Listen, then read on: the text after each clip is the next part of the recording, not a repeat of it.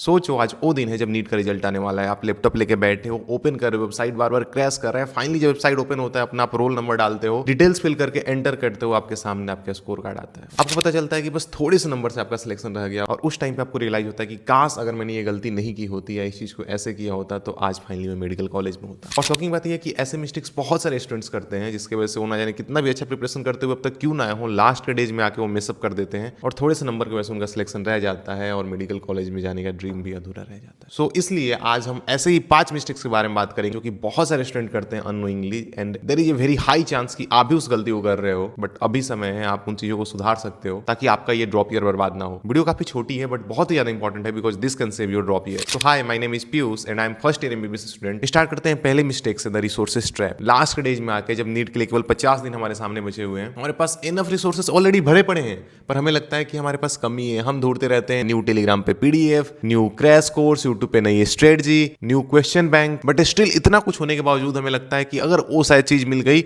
तो सिलेक्शन हो जाएगा। रिसोर्सेज बढ़ते रहते हैं, हमारे रैंडम टाइम वेस्ट होते रहता है, और लास्ट में हमारे पास बचता क्या है, 20 पीडीएफ होंगे, 5-10 स्ट्रेटजी होगी, बट क्लियरिटी जीरो। इस टाइम पे नए रिसोर्सेज को ट्राई करना नहीं, अपने पैर पे खुद ही कुल्हाड़ी मारने जैसा है। सिंपल लिमिटेड रिसोर्सेज रखो एंड उसका ही अनलिमिटेड टाइम रिवीजन कर लो, that's it. Mistake number 2 is self doubt and over thinking. Exam जैसे पास आता है, हमारा दिमाग सोचना शुरू करता है कि पता नहीं मेरा सिलेक्शन होगा भी या नहीं, अगर ये ड्रॉप ईयर वेस्ट हो गया तो मैं क्या करूंगा, सब लोग आगे निकल जाएंगे, मैं घर पे पेरेंट्स को क्या बोलूंगा, रिलेटिव्स कितना मजाक बनाएंगे, like there are endless thought. और धीरे धीरे थॉट्स हमारे कॉन्फिडेंस को डिस्ट्रॉय करते रहते हैं, और जब कॉन्फिडेंस गिरता है तो ऑब्वियसली परफॉर्मेंस तो गिरता ही है। एक इंटरेस्टिंग सी चीज बताता हूँ, साइकोलॉजी के अंदर एक कॉन्सेप्ट है जिसके बारे में को रिसेंट ही मालूम चला, that is self fulfilling prophecy. जिसमें बेसिकली होता यह है कि अगर तुम बिलीव करते हो कि तुम फेल हो जाओगे तो तुम्हारा माइंड वैसे ही बिहेवियर क्रिएट करना शुरू कर देता है। एक इंटरेस्टिंग स्टोरी बताता हूँ, जैसे मान लो 2 दोस्त हैं, राहुल और अर्जुन, दोनों का सेम प्रिपरेशन लेवल है, सेम सिलेबस कंप्लीट किया है, सेम टेस्ट दिया है, बट एक तरफ राहुल सोचता है कि पता नहीं मेरा सिलेक्शन होगा या नहीं, मैं कैपेबल ही नहीं हूँ, मुझसे नीट निकलेगा भी या नहीं। वहीं दूसरी तरफ अर्जुन सोचता है कि पेपर टफ भी हुआ तो मैं हैंडल कर लूंगा। अब आता है इंटरेस्टिंग चीज, जब फाइनल नीट पेपर के अंदर वो दोनों बैठते हैं, एक तरफ एग्जाम हॉल में राहुल का ब्रेन ऑलरेडी डिसाइड कर चुका होता है कि शायद मैं फेल हो जाऊंगा, इसलिए जब वो एक टफ क्वेश्चन देखता है तो ब्रेन इंस्टेंटली पैनिक मोड में चला जाता है, हार्ट रेट बढ़ जाता है, कॉन्फिडेंस गिरने लगता है, और फिर आगे सिंपल क्वेश्चन भी कंफ्यूजिंग लगने लगते हैं। और इसका रिजल्ट क्या होता है, वो गलतियां करता है, बहुत सारे सिली मिस्टेक करता है, एंड एंड में वही होता है जिसका डर था। वहीं दूसरी ओर अर्जुन को बिलीव होता है कि उसको सब कुछ नहीं आता, बट जितना आता है उसमें वो कोशिश करेगा कि गलती ना करे। तो टफ क्वेश्चन उसके सामने आता है तो वो पैनिक मूड में नहीं जाता है, उसको स्किप कर देता है और बनने वाले क्वेश्चन सारे पहले अटेम्प्ट करता है। लास्ट में जो टाइम बचता है उनको टफ क्वेश्चंस पे देता है, एंड चांसेस आर कि जब वो स्टेबल माइंडसेट के साथ उस क्वेश्चन को अटेम्प्ट करता है जो टफ होते हैं, तो उनमें से कुछ वो कर भी लेता है। लास्टली रिजल्ट आता है, एंड ऑब्वियसली अर्जुन का रिजल्ट काफी बेटर होता है। देखो दोनों की प्रिपरेशन बिल्कुल सेम थी, बस डिफरेंस कहाँ था आप भी समझ रहे हो। मूव करते हैं थर्ड मिस्टेक पे, दैट इज कि अपने शेड्यूल को पूरा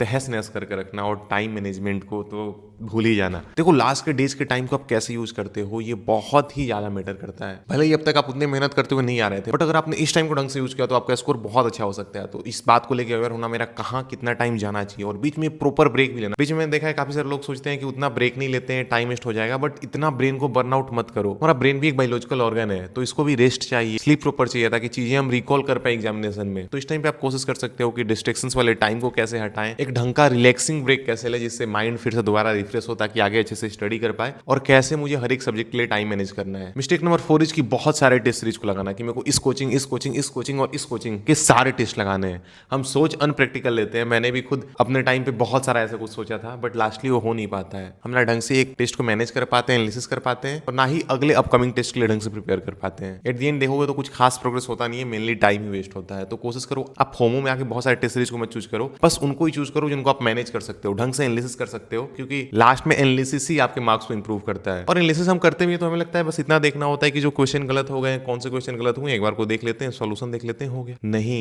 एक्चुअल एनालिसिस का मतलब होता है कि आप रॉन्ग क्वेश्चन के साथ साथ कौन से क्वेश्चंस में मैंने गेस लगाया था, कहां पे मेरा टेस्ट में यार टाइम वेस्ट हो गया, जिसको कैसे मैं इंप्रूव कर सकता हूं, अपने सिली मिस्टेक्स को पहचानना, ये सारी चीजें आती हैं। एंड लास्टली आते हैं 5th एंड लास्ट मिस्टेक पे, changing study strategy every week. ये बहुत ही कॉमन है लास्ट के मंथ में, बिकॉज हमने कोई टॉपर का इंटरव्यू सुन लिया, अब मैं कोई वाली चीज करनी है, कहीं कुछ और सुन लिया, अब मैं ये वाली चीज करूंगा, ढंग से फॉलो अप ये दोनों भी नहीं हो रहा है, तब तक मैंने कुछ और तीसरी चीज सुन ली कि अब से मैं इसको करूंगा, कभी कुछ अलग वीडियो देख लिया, कहीं कुछ और सुन लिया। इतने सारे हम प्लान्स बनाते हैं, लास्टली बहुत ज्यादा confusion create and time waste होता है हमारा। और ये वाली चीज आप भी रिलेट कर रहे होगे, अब तक कितने सारे स्ट्रेटजी चेंज कर लिए हैं, but please stick to one and believe in yourself. अगर आप अपने एक रिवीजन का प्लान बनाए हो तो शुरू से एंड तक उसको फॉलो करो, और एक बार पूरा कंप्लीट करो उससे रिवीजन, फिर दूसरी बार रिवीजन के लिए दूसरा खुद के लिए प्लान बनाओ तो उसको पूरा कंप्लीट करो। ऐसा नहीं कि यूट्यूब पे एक नया क्रैश कोर्स शुरू हुआ, अब रुको इसको उसको मैं फॉलो करूंगा, बीच में उसको छोड़ के कुछ और मिल गया तो उसको करते हैं। एंड लास्ट में तो यूज टू ट्राई कि लेक्चर जितना कम देखे उतना ही ज्यादा अच्छा है, क्योंकि लास्ट टाइम पे मैंने बहुत सारे लेक्चर कोशिश किया था देखने का, कुछ खास फायदा हुआ नहीं, टाइम ही वेस्ट हुआ था। आपको मैं ये बोलूंगा कि लास्ट में अपना लेक्चर में बहुत ज्यादा टाइम वेस्ट मत करना, क्योंकि लास्टली पेपर को कोई प्रिडिक्ट नहीं कर सकता है। हमारे साथ हुआ था कि हमारे टाइम पे पीडब्ल्यू के द्वारा आया था कुछ कि 45 क्वेश्चन में से एज इट इज आपको इतने क्वेश्चन पेपर में मिलेंगे,